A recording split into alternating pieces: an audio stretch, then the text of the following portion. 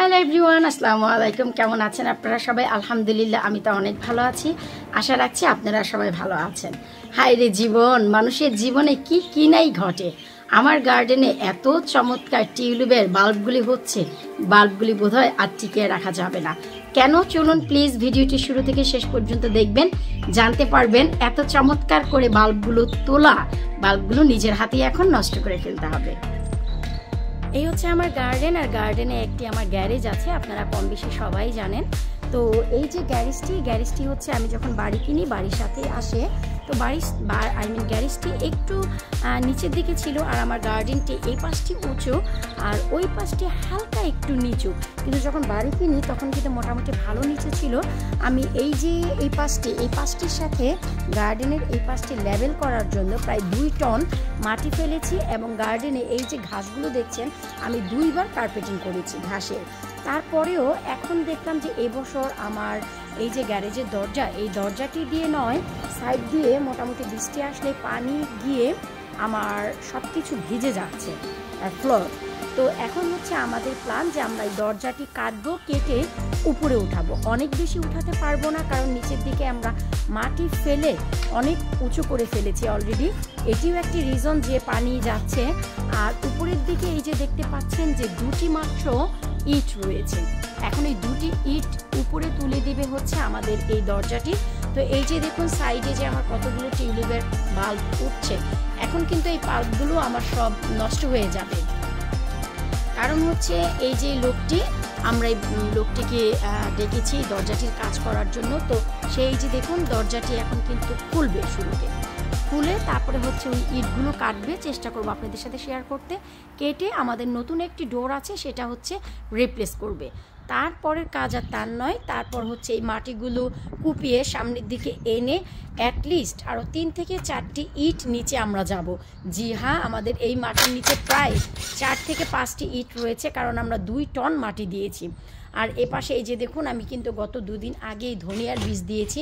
তো এই জিনিসগুলো মাটি খুলে আজাদ হচ্ছে কি করবে, সেখানে ইট সিমেন্ট যা দেওয়ার, ইট তো না, সিমেন্ট বালি যা দেওয়ার দিয়ে একেবারেই প্লাস্টার করে দিবে। আর ডোর উপরে ওঠার পর এই যে দরজাটি, এটি আমরা সর্ট আউট করব। তো উনি কাজ করতে থাকুক, আর আমি ধীরে ধীরে আপনাদের সাথে সব শেয়ার করব যে কিভাবে দেয়াল কাটা হচ্ছে, কি আসল বিষয়, কিভাবে রিপ্লেস করা হচ্ছে। তো খারাপ লাগছে যে আমার বাল্বগুলিকেও উঠাতে হবে, কিছু করার নেই। তারপরে এই বাল্বগুলি আমি আবার রিপ্লান্ট করার চেষ্টা করব, কারণ হচ্ছে আজাদ বলেছে যে মাটি দিয়ে আমাদের এই যে গার্ডেনটি এটি হচ্ছে লেভেল করবে। তো আমি বলেছি যে এবছর আমি ডোর উপরে তুলি, আর তুমি হচ্ছে মাটিগুলো সামনের দিকে এনে জাস্ট প্লাস্টার করে রাখো। নেক্সট ইয়ার আমরা প্রয়োজনে মাটি ফেলে, উইন্টারের দিকে মাটি ফেলে তারপরে লেভেল করব, কারণ সামারের জন্য অলরেডি এই যে পার্মানেন্ট একটি মাচাও করে ফেলেছি, এটি আমি খুলতে চাচ্ছি না। তারপরে যে কম বেশি আমি গার্ডেনিংও শুরু করেছি, হয়তো বা ধনিয়ার বীজ ঠিক আছে ওই পাশ দিয়ে এসে কেটে প্লাস্টার করবে, কিছুটা ক্ষয়ক্ষতি হোক, কিন্তু এই সব কিছু তুলে আমি আবার রিপ্লান্ট করতে চাচ্ছি না, কারণ এই একটি মাচা তৈরি করতে কিন্তু অনেক বেশি কষ্ট হয়। তো যাই হোক, ওনাকে কাজটি করার জন্য রেখে দিচ্ছি, উনি কাজ করুক, আর ধীরে ধীরে আমি আপনাদের সাথে শেয়ার করব। এই তো ফাইনালি লোকটা হচ্ছে দরজাটি তুলে নিয়েছে, তুলে ওই তো যে ওই পাশে রেখেছে। এখনও পর্যন্ত ইট কাটিনি, হয়তো বা শুরু করবে, এখনই বোধহয় কাটা শুরু করবে, কারণ এই যে কাটার করাত যেটি সেটি নিয়ে এসেছে। ওই তো ইট পাথর অলরেডি ভাঙা শুরু করে দিয়েছে। ওই তো অলমোস্ট সে ইট ভাঙা শুরু করেছে। ওই যে ইটগুলো ভেঙে ভেঙে নিচে গুঁড়ো গুঁড়ো হয়ে পড়ছে। আল্লাহ মালিক আমার গার্ডেনের জন্য কিছু না হয়, কারণ গার্ডেনিংয়েরও টাইম হয়ে গেছে। খুব পরিশ্রম করছে লোকটা, চা কফি পানি কিছুই আসলে দিতে পারছি না, কারণ উনি হচ্ছে রোজা রেখেছে। আমি চা কফি জুস পানির জন্য অফার করেছি, তো পরে বললো যে না, আজ হচ্ছে এনার রোজা, তো সেই হিসেবে আসলে রোজা রেখে এইসব কাজ পরিশ্রম হয়। পরিশ্রম ছাড়া আসলে জীবনে পারিশ্রমিক কেউই পায় না, যাকেই দেখি না কেন আসলে দেখলে বোঝা যায়। তো যাই হোক, উনি ওনার কাজ করতে থাকুক। ফাইনালি এই তো উপরের 2টি ইট ভাঙা হয়ে গেছে। এখন হচ্ছে আমাদের যে টার্গেট সেটি হচ্ছে আমরা নতুন যে ডোর লাগাবো সেটি হচ্ছে উপরের দিকে তুলে দিব। তাই এই যে নিচের দিকে সে ইট দিচ্ছে, ইট দিয়ে এগুলোকে প্লাস্টার করবে, করে তারপর ওনার তো কোনো কাজ নেই, এই গার্ডেন যা সত্যনাশ করব, আই মিন এই যে বাল্বগুলি যে নষ্ট হবে এগুলো হচ্ছে আমরা করব। কারণ উনি তো ডোর উপরে তুলে দিয়ে যাবে, তারপর আমরা এই যে স্ল্যাবগুলো তুলে মাটিগুলো সরিয়ে তারপরে প্লাস্টার করব যেন ভেতরে পানি না ঢোকে। কারণ কি ভেতরে বৃষ্টি হলে পানি ঢুকে আমার ফ্লোর ভিজে যাচ্ছে, তার মানে এই যে গার্ডেনিং করছি গত 5টি বছর যাবৎ পানি দিচ্ছি, তো পানি পেতে পেতে এমনও হতে পারে যে ইট সিমেন্টের মাঝখান দিয়ে আপনার পানি ঢুকছে হয়তোবা। এই জন্য পুরো প্লাস্টার করে দিলে নিচের 5 থেকে 10 ইঞ্চি পর্যন্ত যদি প্লাস্টার করে দিই 1 ফুট পর্যন্ত হয়তোবা নিচ দিয়ে পানি যাওয়ার আর সম্ভাবনা থাকবে না। আর এই যে এখন 2টি ইট যেহেতু উপরের দিক থেকে তুলেছে, তো এখন 2টি ইট আবার নিচের দিকে অ্যাড করে দিচ্ছে যেন ডোর উঁচু হয়ে যায়। উঁচু হলে তারপরে হচ্ছে আমরা প্লাস্টার করব, আমরা আর করব না, এই জায়গাটি আর উঁচু করে দেব না যেন পানি না ঢোকে। এই তো এখন ইট সিমেন্টের কাজ চলছে, তো উপরের দিক থেকে যে 2টি ইট সরিয়েছিল সেগুলো কভার করে দিল, আর নিচের দিক থেকে ওই যে আমরা 2টি ইট উপরের দিকে তুললাম যেন পানি ভেতরে যাওয়ার আর কোনো পসিবিলিটি না থাকে। যদিও আমরা এই যে স্ল্যাবগুলো আরও একটু উপরের দিকে উঠাবো। তো সিমেন্টের কাজ শেষ, এখন জানি না যে ডোর এই ভেজা অবস্থাতেই লাগাবে না আরও পরে লাগাবে, দেখা যাক যে কত দূর গড়ায়। এই তো ফাইনালি আমাদের গ্যারেজের দরজাটি উপরের দিকে উঠে গেছে, আমি দেখাচ্ছি দেখুন। ওই যে নিচের দিকে 2টি ইট তারা আরও বেশি করে দিয়ে দিয়েছে, আর উপরের দিকে যে ইটগুলো তারা খুলেছিল সেই ইটগুলো কভার করে দিয়েছে।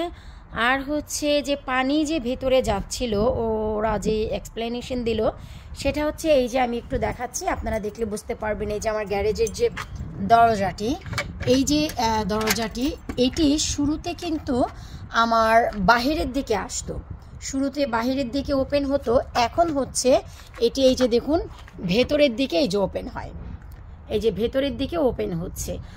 আর এখন হচ্ছে বাহিরের দিকে। তো 5 বছর আগে যখন আমার এই গ্যারেজটির ছিল তখন কিন্তু এখানে কোনো দরজা ছিল না, আমি এখানে এই যে ওয়ালটি কেটে তারপর কিন্তু গ্যারেজের ডোর করেছি। আমার যে মেইন দরজা আমি একটু আপনাদের দেখাচ্ছি, এটি হচ্ছে আমার ব্যাক ডোর, আর এটি হচ্ছে আমার গ্যারেজের মেইন দরজা ছিল, আই মিন স্লাইডিং ডোর। এখান দিয়ে আসলে গ্যারেজ বলতে তো বুঝি আমরা যে গাড়ির গ্যারেজ, এটি গাড়ির গ্যারেজ, কিন্তু আমি আর কি পার্সোনাল গ্যারেজ হিসেবে বানিয়েছি। এই যে 2024-এর জন্য আমি এখানে গার্ডেনিংয়ের জন্য প্ল্যান করছি, তো এই যে এটি দিয়ে আমরা ওপেন করে শুরুতে গ্যারেজে যেতাম। যেহেতু গ্যারেজটি আমি পার্সোনালভাবে ব্যবহার করব তাই এখান দিয়ে আমি দরজা কেটে লাগিয়েছিলাম। তো যে লাগিয়েছিল সে হচ্ছে এই দরজার মুখটি বাহিরের দিকে ওপেন করেছি আমরা, কিন্তু অরিজিনালি এটি নাকি ভেতরের দিকে থাকতে হয়, তাই এটি ব্যাকওয়ার্ডভাবে থাকার কারণে 5 বছর পর এফেক্ট পড়েছে, তাই নাকি ভেতরে পানি যেত। আমাদের নিচের ইট বা অন্যান্য কোনো কিছুই নাকি ড্যামেজ হয়নি পানি যাওয়ার মতন। এটাই আমাদের এক্সপ্লেন করলো আজকে। পুরো দরজা কমপ্লিট হলেও এই যে সাইড থেকে যে প্যালেটগুলো লাগানো, এই প্যালেটগুলো তার কাছে ছিল না, আমার এখানে কাজ করতে করতেই অর্ডার করেছে। তো প্যালেটটি যখন আসবে তখন হচ্ছে এই প্যালেটটি লাগিয়ে দেওয়া হবে, এই যে 2 দিকেই যে প্যালেট এই পাশে লাগিয়ে দেওয়া হবে। তো আমি জাস্ট একটু দেখাচ্ছি, এই হচ্ছে আমার গ্যারেজের যে ডোর, এই যে ডোরটি, এটি হচ্ছে স্লাইডিং ডোর, এই যে দেখতে পাচ্ছেন 2টি পাশে বোর্ড। তো ওইখান থেকে আই মিন বাহির থেকে যখনই আমি ওপেন করি তখনই কিন্তু এই ডোরটি ওপেন হতো। তো এখন হচ্ছে এটি আপাতত ওপেন করার কোনো ইচ্ছেই নেই, কারণ এটি আর গ্যারেজ নাই ভাই, এটি হচ্ছে আমার পার্সোনাল প্রপার্টি। আই মিন এখন হচ্ছে আমার ঘর বাড়ি বলতে পারেন। এটি হচ্ছে এতটাই আমি নিট অ্যান্ড ক্লিন রাখি, হুট করে কেউ আসলে অনেক সময় বলে যে এখানে কেউ থাকে কিনা, থাকার মতন পজিশন আসলে এমন। এই যে দেখতে পাচ্ছেন এলইডি লাইট বা আমার লাডার, কারণ উপরে আজাদ অনেক কিছু রাখার ব্যবস্থাও করে দিয়েছে, তাও আছে। তো যাই হোক, এখন যে এক্সপ্লেনেশন দিল সেই অনুযায়ী আসলে দেখা যাক যে রাইট হয় নাকি। এই যে এখান দিয়েও আমাদের অনেক উঁচু হয়েছে, এখন এপাশ ওপাশ দুপাশ দিয়ে আমাদের 2টি স্টেপ করতে হবে, কারণ এটি একটা হ্যাজার্ডের মতন অনেকখানি কিন্তু উঁচু হয়ে গেছে। যেমনটি ভয় পেয়েছিলাম যে আমাদের মাটিগুলো কোপাতে হবে, আমার এই টিউলিপের বাল্বগুলো তুলতে হবে, তো ওনার কথা অনুযায়ী আপাতত আমরা কিছু করব না। নেক্সট যে বৃষ্টি হবে একেবারে ঝমকা ঝড়ো হাওয়া যে বৃষ্টি, সেই বৃষ্টিতে আমি দেখব যে আমার ভেতরে পানি যায় কিনা। যদি যায় তখনই আমি আজাদকে বলবো যে এই জিনিসগুলো তুলে যেভাবে সর্ট আউট করা যায় করতে। আদারওয়াইজ আমরা ভাববো যে না, সেই রাইট ছিল যে আগে যে ডোরটি কেটেছিল লাগিয়েছিল, দেয়াল কেটে ডোর লাগিয়েছিল, দরজাটি রং করেছিল, আর এখন নাকি রাইট আছে। তো লেটস সি। এই তো আশা রাখছি যে যতটুকু ক্ষয়ক্ষতি ভেবেছিলাম আলহামদুলিল্লাহ ততটুকু তো ক্ষয়ক্ষতি হয়নি। এই হচ্ছে আমার গার্ডেনের যে গ্যারেজ ডোর, তা হচ্ছে আজ রিপ্লেস হলো, একেবারেই নিউ। আশা রাখছি আপনাদের ভিডিওটি ভালো লেগেছে। বিদায় নিচ্ছি আজকের মতো এই ব্লগে। আল্লাহ হাফিজ।